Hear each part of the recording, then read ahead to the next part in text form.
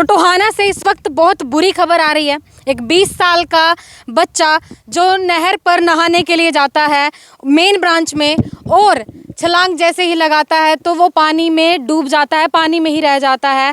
तो 11 बजे की ये घटना है, अब लगभग 4 बजने को है। कब से उसी बच्चे की जो खोज में ये लगे हुए हैं, परिवार वाले हैं, कुछ साथी हैं यहाँ पर आए हुए हैं। तो ये उनके मामा हैं, तो मैं उनसे जानकारी लेना चाहूँगी। सर, क्या मामला है, शुरुआत से बताएंगे कैसे ये चीज़ हुई घटना? सुबह नहर पे नहाने के लिए आया था मेरा भांजा। तो उसने नहर में नहाने के लिए छलांग लगाई, कुछ मिनट वो थोड़ा बहुत तैरा भी, उसके बाद उसने नीचे गोता लगाया, फिर ऊपर ही नहीं आया। उसके बाद उसको तैरना आता था? जी, तैरना आता था। तैरना आता था, उसके बावजूद भी वो डूब गया? जी।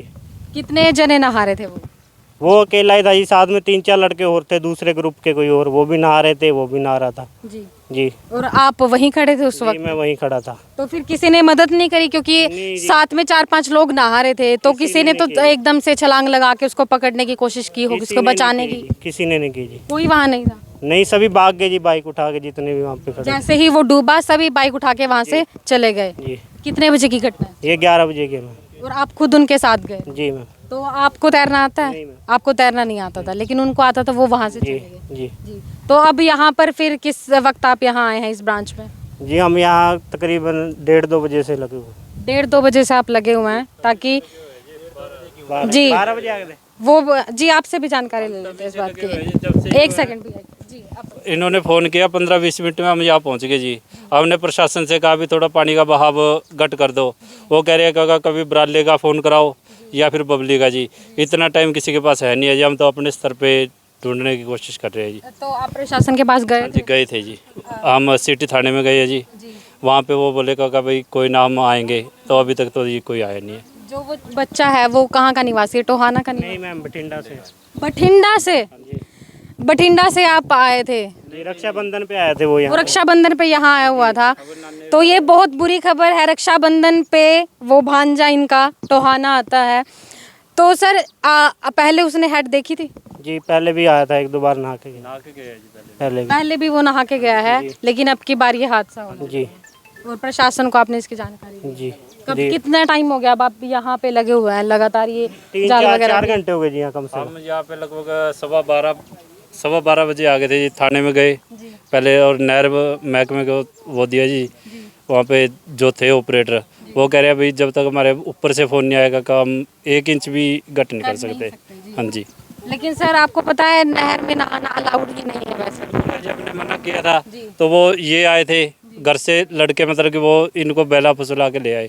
हमने मना किया था तो वो हम बाजार की तरफ आ गए, वो इनको ले आए ब्लैकमेल बार करके। बार वैसे डीसी के निर्देश भी आते हैं, हरियाणा सरकार से भी ये निर्देश हैं कि जो नहर में नहाना ये इलीगल है, यहाँ नहाना नहीं चाहिए, क्योंकि बहुत सारे ऐसे हादसे होते हैं। हाँ जी, हाँ जी, हम इसको फॉलो करते हैं कि हम खुद ही नहीं नहाते जी। जो शहर के हैं, बाहर से जो आता है उसको उत्साह होता है भी नहरों की नगरी है टोहाना, तो इसको देखने के लिए या उससे नहाने का लालच करते हैं जी।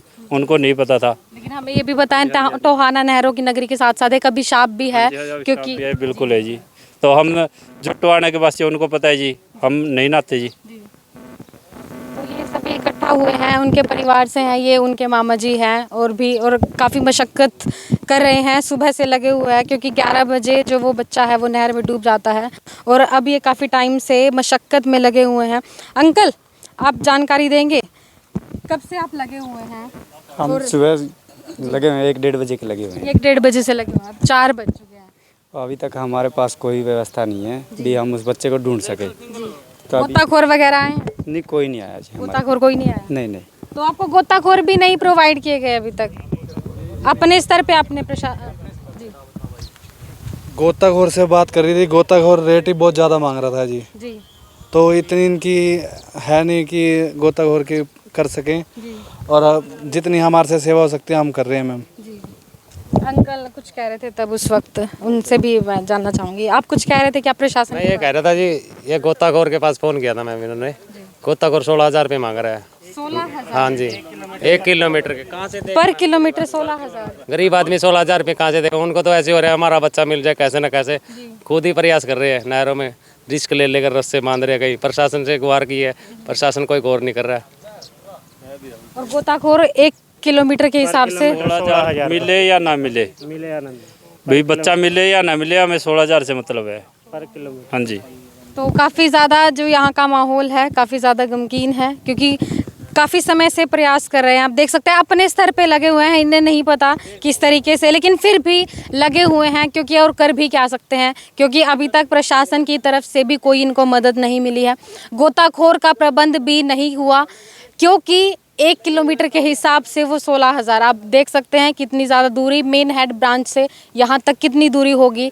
तो इनकी जेब अलाउड नहीं करती, इनके पास इतना नहीं है कि वो उसको पे कर सके, और पानी का बहाव भी निरंतर उतना ही है, कोई कम नहीं हुआ है। कोई अच्छी अप्रोच चाहिए, शायद पानी का बहाव तब कम किया जा सके। तो इस वक्त इनके चेहरे सिर्फ मुरझाए हुए हैं, कोई आशा की किरण इनको नहीं नज़र आ रही, क्योंकि बच्चे की जान तो नहीं बच पाई है, लेकिन कम से कम उसकी डेड बॉडी इनको मिल जाए, इनका बच्चा इनको मिल जाए, ताकि दाह संस्कार जो भी कर सके वो कर दें।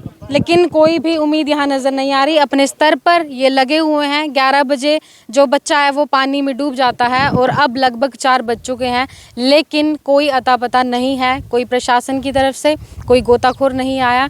गरीब परिवार है, तो हम अपने माध्यम से यही अपील करना चाहेंगे, ये सुबह से अपने बच्चे की तलाश कर रहे हैं, ये अपने भांजे की तलाश कर रहे हैं, तो कृपा करके कोई भी गोताखोर है या पुलिस प्रशासन अगर हमारे चैनल पर इस वीडियो को देख रहे हैं तो प्लीज़ वो इनकी मदद करने के लिए सामने आए। इन्हें आपकी मदद की आवश्यकता है। और मैं उन बच्चों से भी ज़रूर अपील करना चाहूँगी, हाथ जोड़कर अपील करना चाहूँगी कि अपने घर पर नहा लीजिए, नहरों पर मत जाइए नहाने के लिए, क्योंकि हादसा किसी भी वक्त हो सकता है। इन्होंने नहीं सोचा था इनका भांजा रक्षाबंधन पर यहाँ आएगा और इस तरीके से ये हादसा हो जाएगा। तो कृपा करके अपने घरों पर ही रहें, सुरक्षित रहें, नहरों पर जाने से बचें। तो बने रहिएगा TBN न्यूज़ के साथ। मोनिका सैनी की तरफ से आप सभी को राम राम।